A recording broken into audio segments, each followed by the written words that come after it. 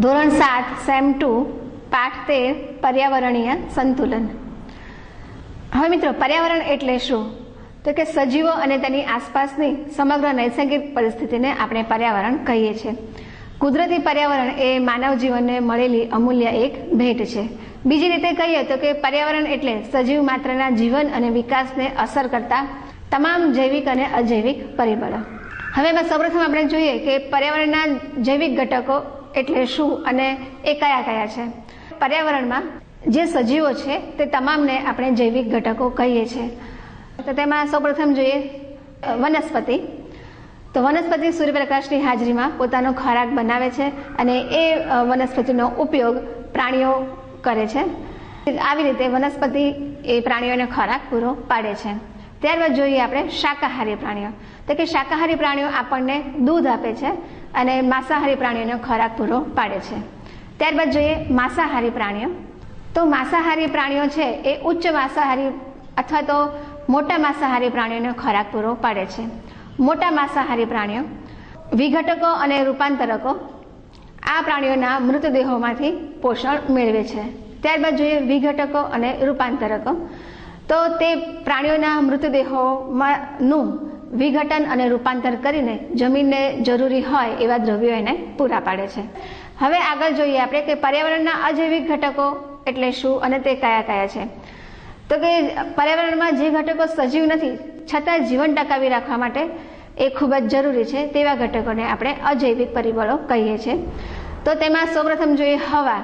તો સજીવોને જીવન ટકાવી રાખવા માટે શ્વસન માટે હવા ખૂબ જ જરૂરી છે। ત્યારબાદ જોઈએ પાણી। તો પાણી એ પાયાની જરૂરિયાત છે। સૂર્યપ્રકાશ।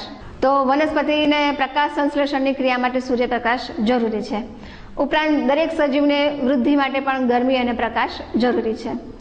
ત્યારબાદ જોઈએ ક્ષારો। તો કે વનસ્પતિના પોષણ માટે અથવા તો સજીવના પોષણ માટે પણ ક્ષારો એટલા જ જરૂરી છે। જમીન। તો જમીન પણ એટલી જ ઉપયોગી છે। તે આપણને રહેઠાણ પૂરું પાડે છે। ઉપરાંત તેના પર પાક જે ઉગાડીએ છીએ તેનો આપણે સૌ સજીવો એનો ખોરાક તરીકે ઉપયોગ કરીએ છીએ। આમ જૈવિક અને અજૈવિક પરિબળોની પર્યાવરણમાં અગત્ય ખૂબ જ છે। એવી જ રીતે પર્યાવરણીય સંતુલન જાળવવા માટે પણ દરેક પોષક શ્રેણીના પરિબળો પણ એટલા જ અગત્યના છે। હવે પર્યાવરણમાં અસંતુલન ક્યારે સર્જાય? તો કે દરેક સજીવો એકબીજા પર આધારિત હોય એક પોષક કડી રચે છે। આ પોષક કડીમાં જો કોઈ અવ્યવસ્થા ઊભી થાય અથવા તો કોઈની સંખ્યામાં નોંધપાત્ર રીતે વધારો કે ઘટાડો થાય ત્યારે તેમાં ખામી સર્જાય છે અને અસંતુલન ઊભું થાય છે। ઘણીવાર આ જૈવિક અને અજૈવિક પરિબળોના સંતુલનને કારણે ઘણા સજીવો છે આ બદલાયેલી પરિસ્થિતિમાં પોતાનું અનુકૂલન સાધી શકતા નથી। પરિણામે તેમનું અસ્તિત્વ જોખમાય છે અથવા તો એવું કહી શકે કે તેમની દિન પ્રતિદિન તેમની સંખ્યામાં ઘટાડો થતો જોવા મળે છે। તો આવી જાતિઓને આપણે લુપ્ત થતી જાતિ કે નાશ પામતી થતી જાતિ કહી શકીએ। તો ચાલો આજે આપણે એવી પ્રજાતિઓ વિશેની વાતો કરીએ। તો ચાલો કેટલીક લુપ્ત થતી પ્રજાતિઓ વિશે જાણીએ। તેમાં સૌપ્રથમ આપણે જોઈએ વાઘ। તો વાઘ એ ભારતનું રાષ્ટ્રીય પ્રાણી છે। તે ખૂબ મોટું, શક્તિશાળી અને માંસાહારી પ્રાણી છે। વાઘ છે એ તૃણાહારી પ્રાણીઓ અને નાના જંગલી પ્રાણીનો શિકાર કરીને પોતાનો ખોરાક મેળવે છે। પરિણામે નાના જંગલી પ્રાણીઓની સંખ્યા નિયંત્રિત થાય છે અને સંતુલન જળવાઈ રહે છે। હવે વાઘનું આકર્ષક ચટાપટાવાળું ચામડું, તેના નર અને તેના અંગોનો માનવી છે એ એના મોશક માટે તેનો ઉપયોગ કરે છે અને પરિણામે તેનો એ શિકાર કરે છે। આ ઉપરાંત અમુક કેટલાક કારણોસર અત્યારે વાઘનું અસ્તિત્વ છે એ જોખમમાં મુકાયેલું છે। અને ગુજરાતની વાત કરીએ તો ગુજરાતમાંથી આ જાતિ તો લગભગ નામશેષ થઈ ગઈ છે એવું આપણે કહી શકીએ। તો ચાલો તેવી જ રીતે આપણે સિંહની વાત કરીએ। તો સિંહ પણ એક સશક્ત અને માંસાહારી પ્રાણી છે। તે અન્ય જંગલી પ્રાણીનો ખોરાક તરીકે ઉપયોગ કરીને પોષણ મેળવે છે। પરિણામે અન્ય જંગલી પ્રાણીઓની સંખ્યા નિયંત્રિત થવાથી સંતુલન જળવાઈ રહે છે। સિંહને વનનો રાજા કહેવામાં આવે છે। આ વનરાજાને મુક્ત રીતે વિહાર કરતો જોવો એ પણ આપણા માટે એક અમૂલ્ય લાભો છે। પરંતુ દુર્ભાગ્યવશ તેની સંખ્યા પણ દિન પ્રતિદિન ઘટતી જોવા મળે છે। આ જાતિઓ છે એ લુપ્ત થવાના કારણો કયા કયા હોઈ શકે તે જોઈએ। તો કે જંગલોનો નાશ થવાને કારણે તેમનું રહેઠાણ અને ખોરાક માટેની જંગલી પ્રાણીઓની અછત ઊભી થવી, શિકારીઓના શિકારનો ભોગ બનવાથી, ત્યારબાદ ઘોંઘાટવાળા અથવા તો પ્રદૂષિત વાતાવરણને કારણે તેમની આરોગ્ય જાળવણી અને સંવર્ધન માટેની પ્રતિકૂળતા ઊભી થવી, આ બધા કારણો હોઈ શકે. તો આ પ્રાણીઓના સંવર્ધન અને સંરક્ષણ માટે આપણે શું કરવું જોઈએ? તો તેના માટે રાષ્ટ્રીય ઉદ્યાન અને અભયારણ્યો સ્થાપવા જોઈએ. લુપ્ત થતી જાતિઓ માટે સંરક્ષણ ધારા ઘડવા જોઈએ. જેવી રીતે પ્રોજેક્ટ ટાઈગર દ્વારા વાઘને સંરક્ષણ આપવામાં આવે છે, તેવી જ રીતે લુપ્ત થતી જાતિઓને પણ આવા સંરક્ષણ આપવું જોઈએ. શિકારીઓ પરનો જે પ્રતિબંધ છે એ કાયદાનું ચુસ્તપણે પાલન કરવું જોઈએ. પ્રાણીઓના શિકાર પરના પ્રતિબંધના કાયદાનો ચુસ્તપણે અમલ કરવો જોઈએ. પર્યાવરણમાં વિવિધ જાતિના પક્ષીઓ પણ જોવા મળે છે. પક્ષીઓ સાથેનો આપણો સંબંધ અતૂટ છે. પ્રાણીઓની જેમ પક્ષીઓની પણ અમુક જાત લુપ્તપ્રાય કે ભયગ્રસ્ત અવસ્થામાં આવેલ છે. તો ચાલો આપણે તેના વિશે માહિતી મેળવીએ. તેમાં સૌપ્રથમ જોઈએ સારસ પક્ષી. તો ચાલો સૌપ્રથમ આપણે સારસ પક્ષી વિશે જાણીએ. તો આ સારસ પક્ષી છે એ ભારતનું કદમાં સૌથી મોટામાં મોટું પક્ષી છે. આ પક્ષીની નર માદાની જોડ જીવનભર સાથે રહે છે. એવી માન્યતા છે કે જો આ બેમાંથી કોઈ એકનું મૃત્યુ થાય તો બીજું પણ થોડાક વખતમાં તેના વિરહમાં મૃત્યુ પામે છે. તેનો ખોરાક જોઈએ તો તેના ખોરાકમાં તે અનાજ, વનસ્પતિ, નાના જીવજંતુઓ, દેડકા ઉપરાંત નાના સરીસૃપ વર્ગના પ્રાણીઓનો તે ખોરાક તરીકે ઉપયોગ કરે છે. આ પ્રાણી છે એ વધુ પાણીવાળા વિસ્તારો અથવા તો ઘાસિયા વિસ્તારોમાં તેનું રહેઠાણ જોવા મળે છે. આ ઉપરાંત તે અમદાવાદ, ખેડા, કચ્છ જિલ્લાના અમુક ગ્રામ્ય વિસ્તારોમાં જોવા મળે છે. આ પક્ષીની પણ સંખ્યામાં સતત ઘટાડો થતો જોવા મળ્યો છે. ચાલ હવે ગીધ વિશે જાણીએ. તો ગીધ એક શિકારી પક્ષી છે. વિશ્વ સ્તરે તેની 15 જાતિઓ અને ગુજરાતમાં 6 જાતિઓ જોવા મળે છે.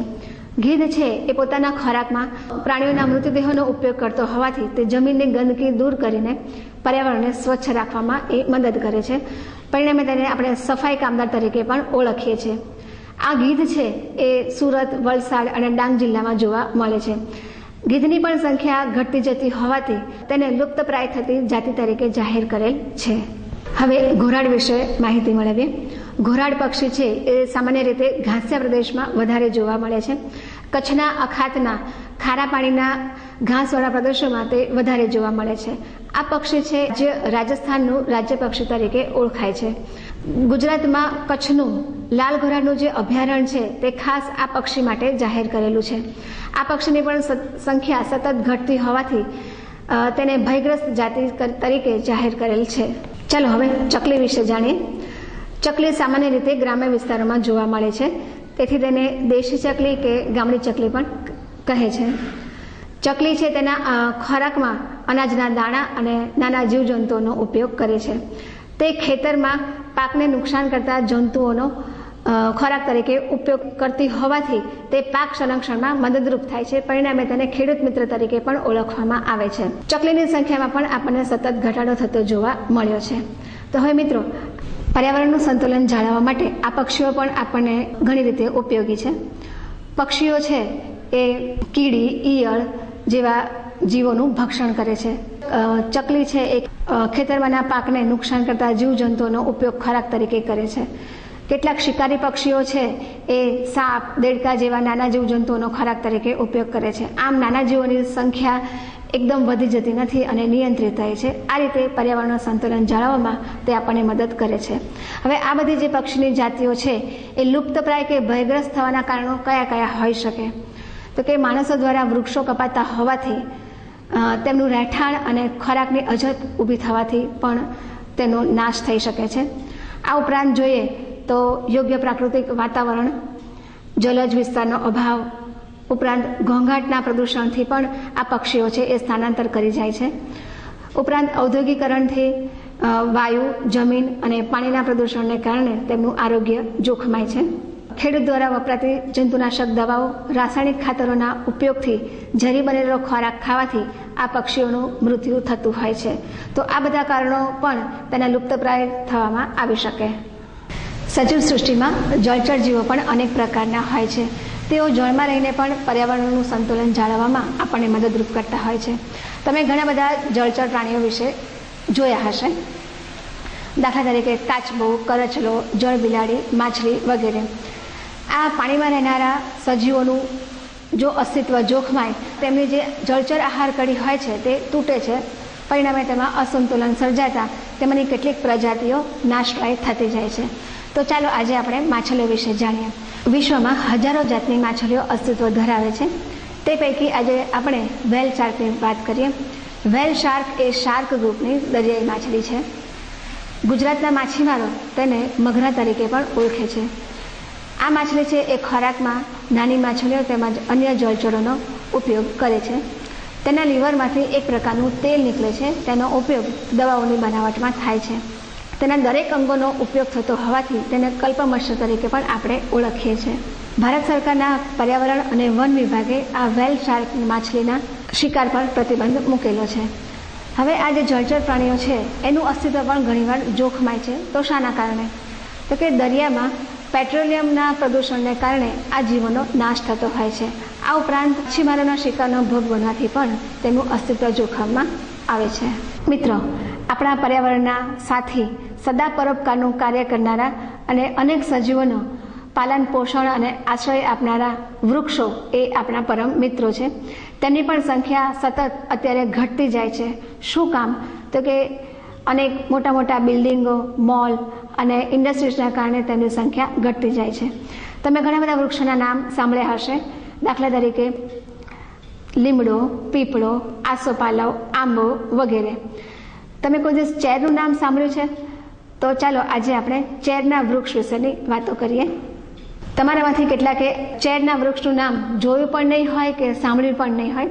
તો ચાલો આજે આપણે ચેર વૃક્ષની વાતો કરીએ. આ ચેરનું વૃક્ષ છે એ ખારાશવાળા વિસ્તારમાં વધારે જોવા મળે છે. આ ચેરનું વૃક્ષ એ ખારાશ, ઓછો પ્રાણવાયુ, ઓછા પોષક તત્વો ધરાવતું તેમજ દરિયાઈ મોજાના અસરો જેવી પરિસ્થિતિ સામે ટકી રહેવાની ક્ષમતા ધરાવે છે. ચેરની અનેક જાતો જોવા મળે છે અને તે વિવિધ રીતે ઉપયોગી પણ છે.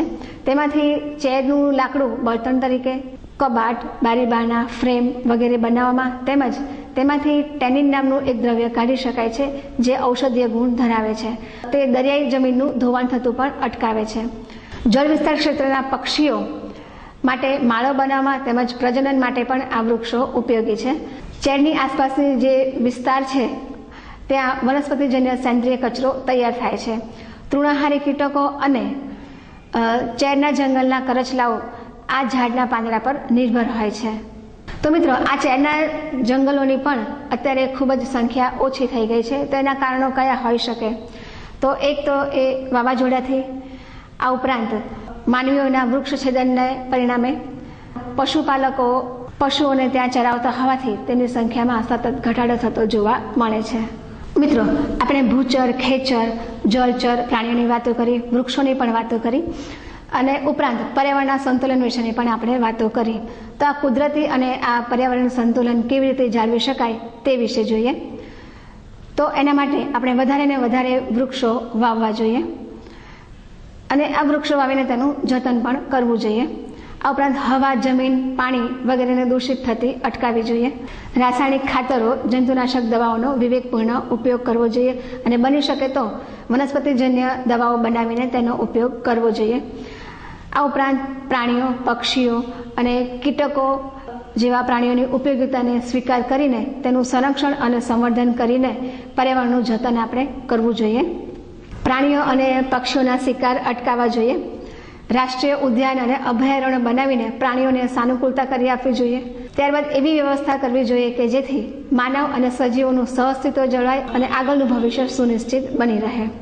મિત્રો, પર્યાવરણમાં અસંતુલન થવાથી અતિવૃષ્ટિ, અનાવૃષ્ટિ, રોગચાળો, ભૂકંપ, અતિશય ગરમી, સુનામી, ગ્લોબલ વોર્મિંગ જેવી અનેક સમસ્યાઓ માનવ જીવનના અસ્તિત્વ માટે ખતરારૂપ છે.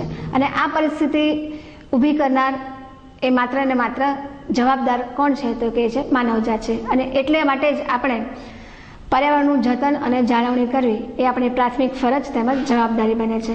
આપણે પર્યાવરણને બચાવશું તો પર્યાવરણ આપણને બચાવશે. આપણે પ્રકૃતિની રક્ષા કરીશું તો પ્રકૃતિ આપણી રક્ષા કરશે.